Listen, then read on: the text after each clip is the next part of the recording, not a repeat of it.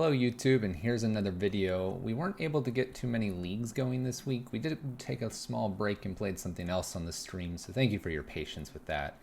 Not to leave you without anything for this weekend though, we've got a few lists that we've seen scoured across the internet that we'd like to go ahead and share. A lot of things are going on right now, whether it's in Pioneer, Standard, Legacy, or specifically here for this one, Modern.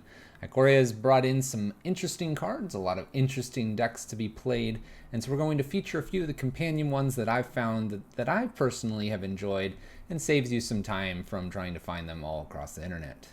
Again, if you like any of these, definitely let me know. They could be run in a future league here, whether it be just for YouTube exclusively or on Twitch. And as always, like, subscribe, and perhaps even share this one.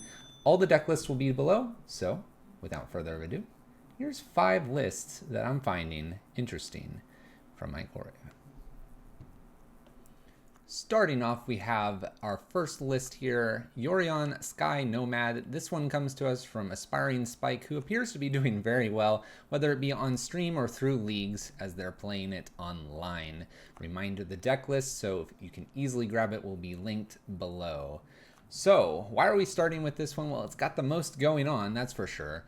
Yorion Sky Nomad here is a companion card, and it requires that the deck have 20 more cards than is typical in the minimum number of cards in a deck. So instead of 60 cards, you'll notice up here we have 80 cards in, hey, all right. So you have 80 cards, you've got a lot more room to go ahead and play around with things to do, but because you have 80 cards, you're a little less consistent. That's the idea of dropping down to 60. So what has been decided on the kind of archetype to draw this from? Well, we have Soul Herder. Some of you might be aware of the Soul Herder decks, things with ice-fang, Codals, and other blink effects. Works really well with Yorion because when Yorion enters the battlefield, you get to actually blink pretty much everything. Any permanent that is on the battlefield. So how do we make sure the deck is consistent enough? Well, we're going to have ice-fangs and coiling oracles. These allow us to draw cards, so cantrips if you will. Astrolabe is also a cantrip and is going to help fix our mana because you'll notice there's lots of colors in this deck. Soul Herder itself will be able to blink Coiling Oracles and the Ice-Fang Codals to gain us some extra card draw.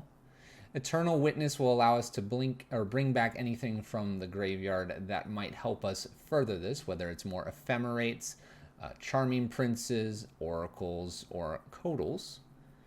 If that all goes to plan here, we begin to take over the game by things like Restoration Angel getting to blink and repeat the process again.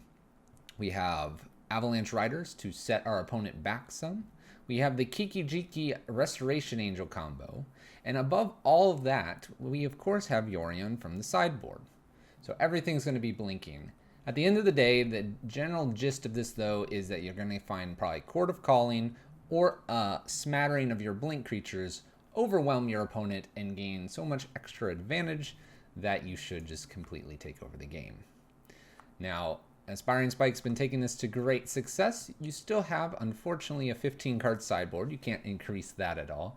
Some things we have of note here is a Burning Forge Tender, a Magus of the Moon, a Yix-Lid Jailer as well. Different things that you can obviously tutor with this Court of Calling. Very toolbox kind of friendly. Very much a value engine toolbox style of deck. Yorion Sky Nomad, 80 cards plus 15 in the sideboard. That is your first companion here that we're reviewing. Deck list below. I could see myself playing this one. This one's got some cool things to it. It's probably a little bit harder to play though because you have this 80 card. You're going to have a little bit of inconsistencies with how you draw. But with enough practice, I'm sure you could definitely get it working. Battle Wits-esque. Plenty of room. Pretty interesting. Yorion Sky Nomad. First companion here on the deck text. Our second list here is from DM95MTG on Twitter. It is featuring Kaheera, the Orphanguard, and I like this list. They note that it's just kind of a rough draft. I believe all of these are going to be a rough draft, as we're going to just begin to see what these could possibly do. Lots of brewing going on in MTGO and MTG Arena as well. What's interesting here, though, and I really like about this, is the concept of, yes, you have a companion card, but the companion card could also be part of the list. It's pretty sweet. Not all of them can be that way, but this one can in particular. So we have an elemental list here, straight elementals. You've seen the Risen Reefs, you're seeing Thunderkin Awakeners, Aether Vials, Flamekin Harbinger. You're seeing that typical just super value-esque. One of the reasons I like this is it's just a straight port. It's adding a creature, it's incorporating it into the deck, and it's doing that really big value engine again, but this is a little more on that fair side versus a toolbox. We have a bit more reanimation kind of here. Reanimation, creature value here. Kaheera cares about whether you have cats, nightmares, dinosaurs, beasts, or specifically elementals here. And being an elemental tribal deck, this one definitely has some things going for it. You probably could also take Kaheera into a cat kind of world because we have seen a little bit of cats. A bit fringe, but definitely an option there. What it's giving you is this Lord effect, but also Vigilance, which is kind of nice. Definitely a pro there. The Elementalist doesn't need much introduction here. We have Vesperlark, another reason we kind of enjoyed this one. We have Lightning Skelemental. I know many of you on YouTube and Twitch have enjoyed this card. It's got things like Fulminator Mage. Interesting to see our previous list and this list dealing with non-basic lands, or at least attacking the lands in some fashion. Otherwise, though, you've got just a straight creature draw card advantage, just bash in for damage. And I think that's exactly where Kaheera, the Orphanguard, belongs. A few little cycle lands here, the Horizon lands, if you will, Fiery Islet and Sunbaked Canyon, so that you don't lose out on drawing, although you shouldn't at this point because Risen Reef here is going to do stuff really well. Another fun little nuance here is we do have the big Omnath, Locus of the Royal, and what's really cool about this is just what can be done with damage and just another approach to how you can finish off this game.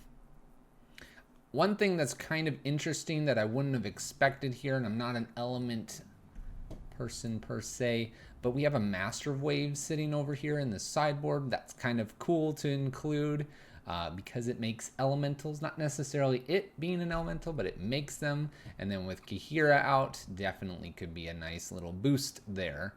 Overall, though, there is just a touch of a toolbox here with your tutor effects. You have your Harbinger being able to find something, shuffle in, and slap it on top, and being able to probably draw that late game with either some sort of Risen Reef kind of shenanigans or maybe a cycle land. Definitely get your combo pieces or your needed toolbox pieces when you need them. It is restrained to elements. Really cool list.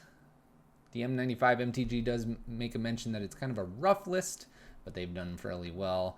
I think it's pretty cool. I think if you're into the tribal lists, I think this is pretty good. We've seen a Merfolk list, not with these creatures, but with some of the other companions.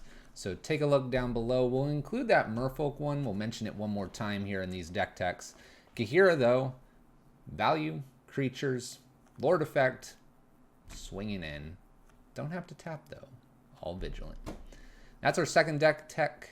Just a quick overview of a card here, the companion Kaheera, and let's go to the next one. These are pretty cool. I like them. Our third list here comes from Yuyo Hosokawa. Hopefully I've said that correctly.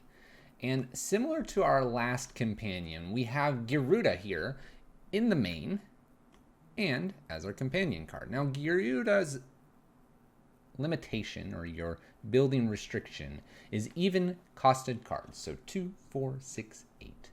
And that is built from what I've seen here, but also in Simic. Now, this version is attempting to play Heartless Summoning to help cast Gyruda faster.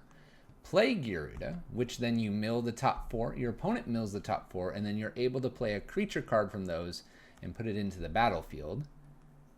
and then play Gyruda again, and again, and again, over and over and over, milling yourselves out, milling your opponents out, and causing them to lose the game. Now, how do we do this? We have Heartless Summoning to speed up when we can cast this. And then in this build specifically, as you can see, it's kind of gone all in on the combo, but it's essentially doing a copy effect, a clone effect, a clone effect, a copy effect, a clone effect. Essentially what we're doing here is jam-packing the deck with as many clone type effects as we can. As they enter, Gyruda gets copied. Now Gyruda is a legendary, we've got that going for us. You know, you can't have multiple Gyrudas necessarily. However, the effect still happens. So we're in this blue-black, essentially mill combo list, playing Gyruda. Now, there is a few things that I've seen. The Simic build does run Thassa's Oracle. This is not included in this build, but I just wanted to bring it in as a noted card, as something you could possibly do. Maybe switch up a few of the lands to be able to draw after you've comboed out, or using Thassa's Oracle appropriately and getting that win condition. But the way this one's built here, we have Aether Gust, Leyline of the Void, in case our opponent has something that they want to hit the graveyard. Doom Blades, Engineer Explosives, Defense Grids to protect the combo and nuances there. And of course our companion Gyruda. Blue-black mill, combo version, using creatures with companions in Modern from Ikoria. This has been used a little bit in Pioneer, I've seen it. I think I saw a little bit of a Legacy version, and I could definitely see something here in Standard using it. Maybe not as much of a mill, but an engine to get some pretty sweet creatures out. Gyruda here, splashing it in the main and the sideboard for companion. Blue-black mill. There you go. Let's go to our next one. Next one's interesting. Probably one of the most anticipated companions of all the companions is Lurrus of the Dream Den. Now, Lurrus of the Dream Den comes to us from a Dylan Hobby on Twitter. And many people are playing this card everywhere. Now, we could definitely show, and we'll probably include a link to a Merfolk, or Lurfolk as it was called, Lurrus deck. We've seen a little bit of a Rally Fenza deck, at least that's what we've thinking about. A bit of Devoted Druid combo. There's many lists out there. The reason I wanted to bring this one in is I know a lot of people enjoy Kroxa, so Kroxa is included in this list. And it also brings us into a bit of the Jund colors and gets us a little bit away of some of the white and other colors that we had with Yorion. We had some kind of red dominance in the other one. This is kind of green-black dominance. So it kind of gives us a little bit of a broad spectrum of colors here in the deck text. Lurrus of the Dream Den is a companion, which means, and it has a deck building restriction of keeping all of the permanents in your starting deck at 2 converted mana cost or less.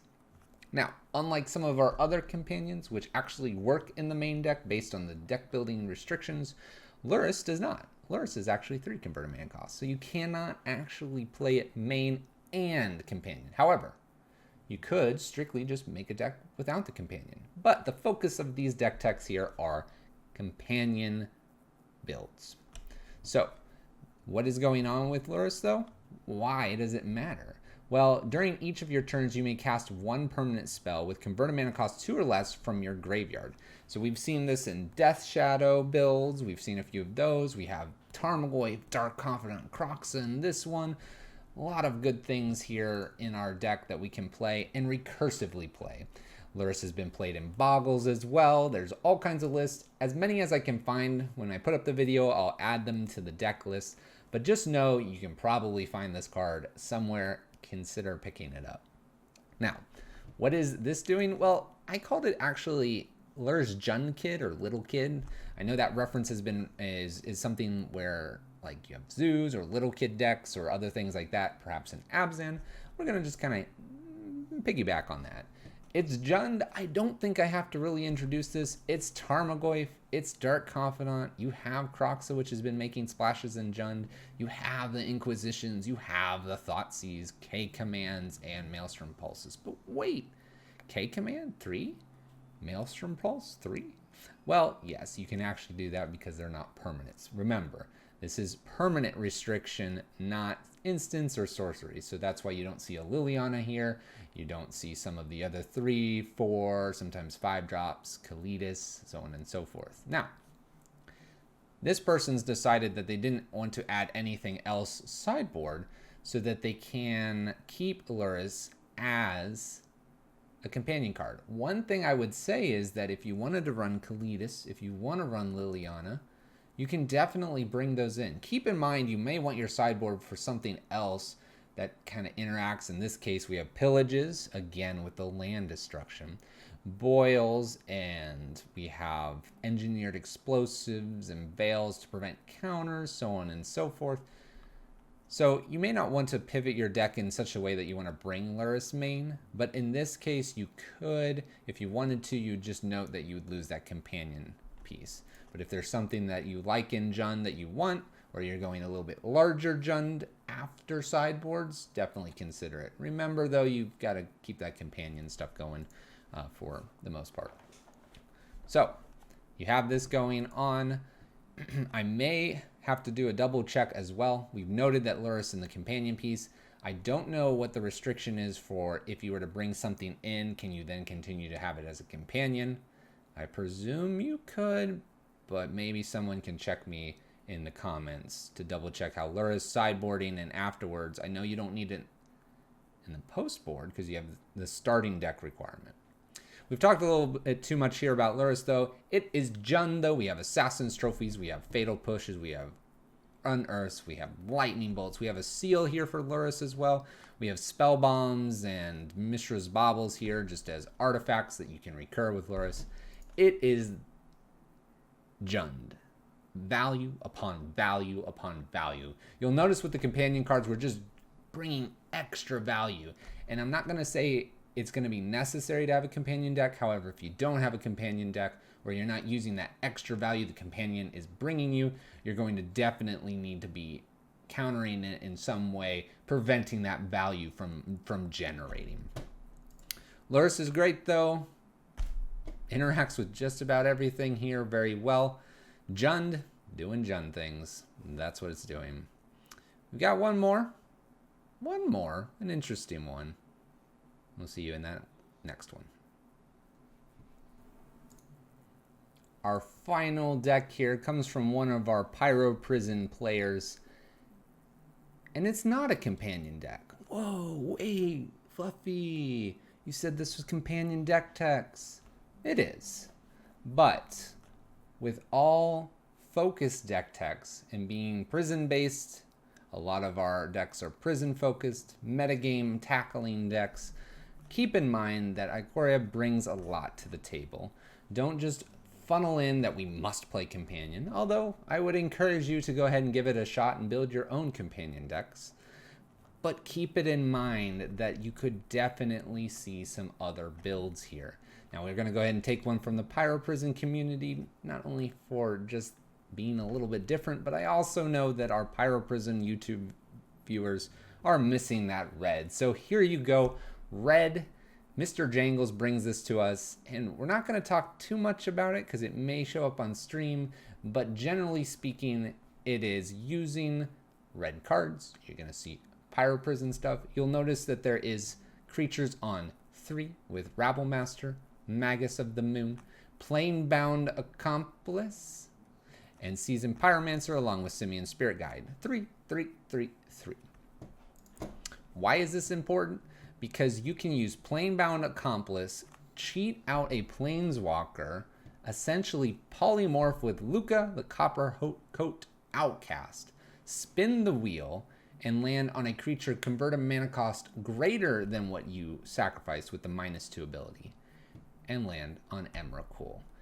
It's not doing anything too crazy here for Pyro Prison. No Blood Moons in the enchantment form. Magus, though, is synergizing with Lukka. You've got Chandra here. This would be one that you could maybe get away with an Obosh companion. You got to do something different with Chandra. You have to do something with the ritual effects.